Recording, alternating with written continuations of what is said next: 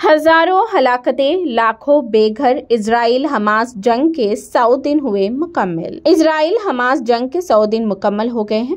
اکتوبر کے مہینے میں شروع ہونے والی جنگ اب نئے سال میں داخل ہو چکی ہے۔ وہ جنگ جو پہلے سرحدوں سے حملوں کے ذریعے لڑی جا رہی تھی، اب شہری علاقوں میں بھی تباہی مچانے لگی ہے۔ اب بھی اس جنگ کے خاتمے کے کوئی آثار نظر نہیں آتے، بلکہ آنے والے دنوں میں یہ مزید دھماکہ خیز شکل اختیار کر سکتی ہے۔ اسرائیل نے واضح کیا ہے کہ جب تک حماس کا خاتمہ نہیں ہو جاتا، اس جنگ کا کوئی فل سٹاپ نہیں ہوگا۔ اسی وجہ سے غزہ میں اسرائیلی فوج کی کارروائی جاری ہے۔ بم دھماکوں نے زمین پر دہشت کی فضا پیدا کر دی ہے۔ اسرائیل مزید جارحیت کا مظاہرہ کر رہا ہے کیونکہ حماس نے ابھی تک اس کے بہت سے قیدیوں کو رہا نہیں کیا۔ دراصل اسرائیل اور حماس کے درمیان ایک معاہدہ ہوا تھا جس کے تحت دونوں کو ایک دوسرے کے یرغمالیوں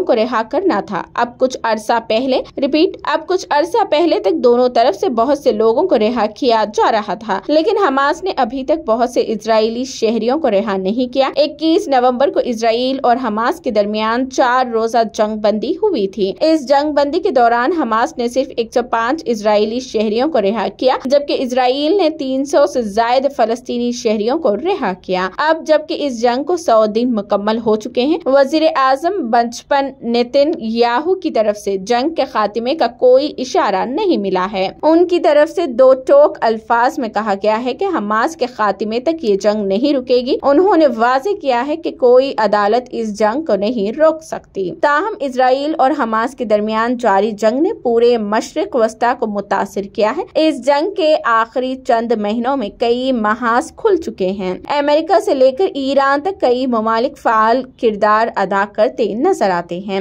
ایسے میں یہ جنگ کب اور کہاں ختم ہوگی، یہ ابھی تک کوئی نہیں جانتا۔